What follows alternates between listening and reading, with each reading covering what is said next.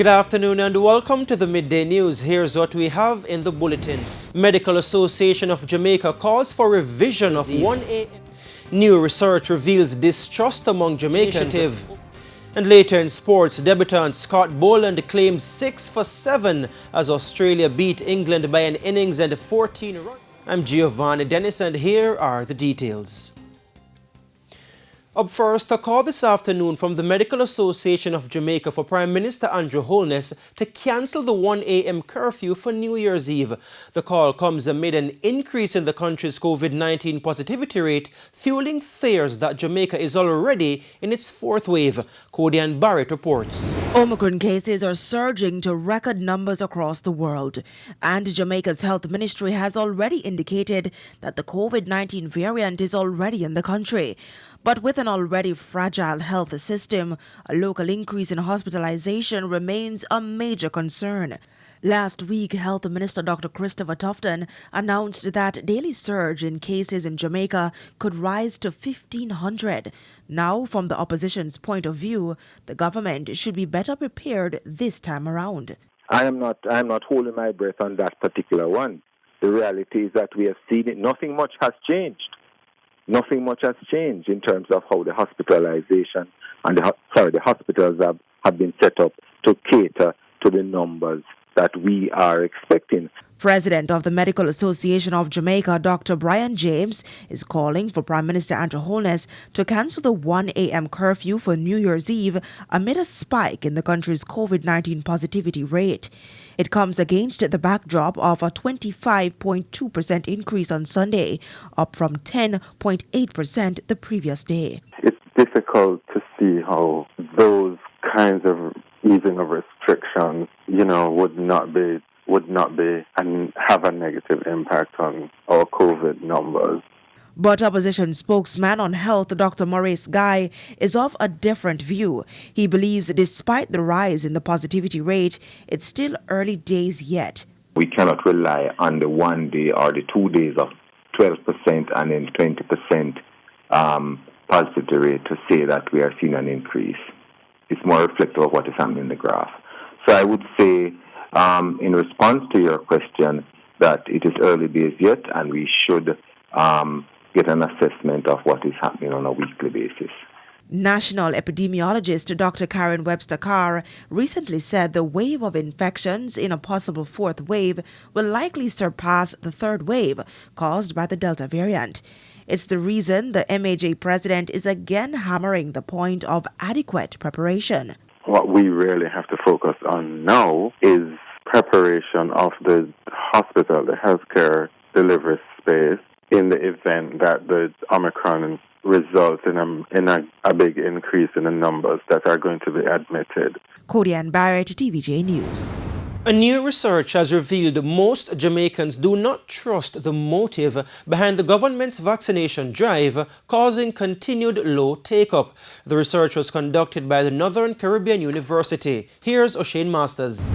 A target of 65% vaccination by March 2022 is in jeopardy as fewer Jamaicans are going for the jab locally. Only about 19% of Jamaicans have been vaccinated against COVID-19. But why is that? Director of Institutional Research at Northern Caribbean University, NCU, Paul Bourne, says that has to do with trust. We are seeing that only 19.3% of Jamaicans trust the government, and many persons do not. Many persons think that there's a sinister motive behind the vaccination. So if they do not trust the government and they think that the campaign has some other plan or some other thing to do with it, then what is happening is that they are going to be reluctant to be vaccinated. Mr. Bourne says, based on the research from his team, approximately 64% of Jamaicans believe that there is an ulterior motive behind the vaccine initiative.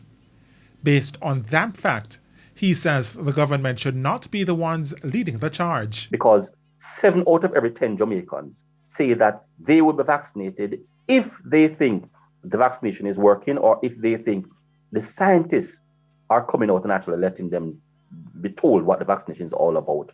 So the doctors, the epidemiologists, the virologists are the persons who should be taking the charge as against the Minister of Health and the Prime Minister and other government members relating to the vaccination. There were also concerns that the vaccines were being forced on Jamaicans. Mr. Bourne says 55% of the respondents believe they were being forced to be inoculated. He says if that messaging continues, it could be detrimental to the goal of receiving herd immunity through vaccination. He is also calling for a revision of any policy to institute mandatory vaccination. 1 in every 4 Jamaicans at the moment is vaccinated, which means that 3 in every 4 is not vaccinated. So if you're going to use a mandatory vaccination and persons think that there is a motive behind what you're doing, then what you're going to be having is chaos if we were to have any other outbreak of this virus happening in Jamaica, because people do not trust you. They think that there's a motive behind what you're doing. They think the campaign has some other reason behind it. So what we are doing, we are alienating the people. So if you were to use mandatory vaccination, or people think that you're enforced to be vaccinated, then what we're going to be having is most Jamaicans looking in to be vaccinated and won't be vaccinated, even though they think it's important. The research titled Jamaicans' Decisions on COVID-19 Vaccination, a national cross-sectional empirical survey, had a sample size of 1,074 respondents across the 14 parishes in Jamaica. It has a margin of error of 5%. O'Shane Masters, TVJ News. Still on COVID-19, the island's death toll remains at 2,464. There were no new deaths from the virus in the last 24 hours. Meanwhile, Jamaica recorded 161 new COVID cases from 1,202 samples yesterday. The overall case count is now 92,950. The positivity rate is 14.6%. 45 cases were imported. 86 patients are hospitalized. 4 are critically ill. Now there are 161 active cases on the island. In the meantime, 150 more people have recovered from the respiratory illness, increasing the overall recovery count to 65,332. And it's now time for a break here on the Midday News, but please stay with us. We'll have much more when we return. Welcome back. We're continuing the news. Mayor of Port Maria, Richard Creary, says he's seen more vendors in the town this holiday season compared to last year. The mayor spoke to TVJ News after the customary relaxation of no vending laws to allow persons to sell in areas that would normally be considered illegal. Here's Krista Campbell with that story. Vending on the streets of the St. Mary capital, Port Maria, but no police to stop what would normally be considered illegal. When we come to this time of year, what would happen is that we go through the various towns, we look at areas that persons can vend without blocking any public thoroughfare or creating any nuisance for other users of the road. So that was done again this year. We have marked certain spaces, and persons are vending in areas now that they would not normally vend throughout the year. This is something that we allow up until the 1st of January, and then we revert to what happens during normal times. Port Maria Mayor Richard Creary says so far he's seen more vendors this time around than last year. Number of vendors will come from various parishes. Even within St. Mary, we have a number of persons who their relatives overseas will send them barrels with stuff to sell, and persons will go and purchase goods in order to sell at this time of the year. And he expects more interest come next week. We have a number of areas that we would have earmarked over the years. All of them are not full as we speak, so there are a number of other areas that we can allow vending. So as more vendors come, we will show them those locations if they are interested. We mark the spaces, allow them to use it, and they pay a fee to do so. And with increased vending, we have to constantly monitor with our municipal police, because persons will try to, use areas that we would not want them to. So these vendors that you would see, they are duly registered with the St. Mary Municipal Corporation, and they pay a fee in order to use the area that we allow them to use. Krista Campbell, TVJ News. And it's now time for the Business Minute with Cody and Barrett. The Small Business Association of Jamaica says the increased use of technology and the integration of e-commerce are helping to boost earnings for a number of its members. President of the association, Michael Leckie, is forecasting this to continue into the new year and result in a steady rebound of the small business sector. I'm optimistic but cautious because we have a number of our members are getting back on board based on what the Minister of Finance has introduced. That is the SERVE program. What it has done, it has caused some of our members to go digital. And this has made our profit a little better. So going into 2022, I'm expecting a better result in terms of sales. And for the new year, some 60 students will receive bursaries from the Bank of Jamaica BOJ, valuing between $100,000 to $600,000. The bursary funding is a part of the BOJ's 60th anniversary educational bursary program, totaling $20 million. The initiative awards bursaries to 60 students from selected primary, secondary, and tertiary schools based on their academic performance, their leadership abilities, and their participation in service clubs. The funds will be applied towards the tuition and additional educational expenses. And that's it for the Business Minute. I'm Cody Ann Barrett. Now for the top regional and international stories with O'Shane Masters. The main opposition Democratic Labour Party, DLP, has blamed Prime Minister Mia Mottley for calling a snap general election in the midst of a pandemic and urged supporters to boot the ruling Barbados Labour Party, BLP, out of office on January 19, 2022. Ms. Mottley on Monday night announced that nomination day will be on January 3. The Prime Minister said it was important for a united Barbados to face the new year and blamed what she termed the silly season for Barbadians being divided on the future socio-economic development of the island. But in a statement, the DLP, which was swept out of office in 2018 by a 30-0 margin, described the move towards calling a snap election as a dark day for our country.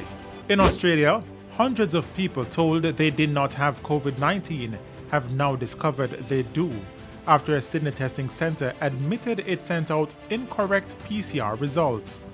SidPath, operated by St. Vincent's Hospital, said Tuesday 486 of 950 people who received negative results by SMS have had that result overturned.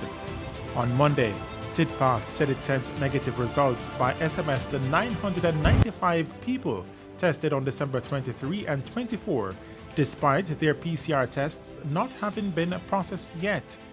That number has since been revised down to 950 people. The blunder was detected by the hospital as it investigated how a further 400 people swabbed on December 22 and 23 received a negative result despite being positive with COVID-19. And that's it for the top regional and international stories. I'm O'Shane Masters. And we now head to a quick break. Renardo Brown is standing by with sports on the other side. Please stay with us. Welcome back. It's now time for your midday sports. Now, TVJ Sports understands that the second week in January is the proposed date for the reopening of the pool at the National Aquatic Centre. Stakeholders in the swimming fraternity were advised about the proposed reopening date from facilities manager Raymond Hall. The pool had to be closed last Monday after the filtration system in the pump went bad and left it too dirty to use. The decision angered a number of coaches as the closure came midway through the Christmas Open meets, which was the final event of the year. Aquatic Sports Association of Jamaica, ASAJ President Martin Lynn told TVJ Sports last week that he expected the issue to be resolved within a matter of days. A number of the nation's swimmers do their regular training at the National Aquatic Centre pool. Now at sports time, needing 104 runs for victory, the West Indies under-19s were 57 for 1 against South Africa under-19s in their second Youth One Day International at the Arnors Vale Stadium. Batting first, the South Africans were blown away for just 103 as Jaden Carmichael claimed 3 for 25. He was supported with 2 wickets each from Johan Lane, Anderson Mahas and McKenny Clark. Michael Copeland top scored for South Africa under 19s with 24. The Young Windies suffered a disappointing 18-run defeat in the opening match as they crumbled to 128 all-out after being 121 for 3 at one stage in their pursuit of 147. The young West Indians are using the series as warm-up for the upcoming ICC Under-19 World Cup, which runs from January 14 to February 5 in the Caribbean. Now, an unforgettable Test debut for Scott Boland helped Australia retain the Ashes after an innings and 14-run win over England in their third Test in Melbourne on Monday.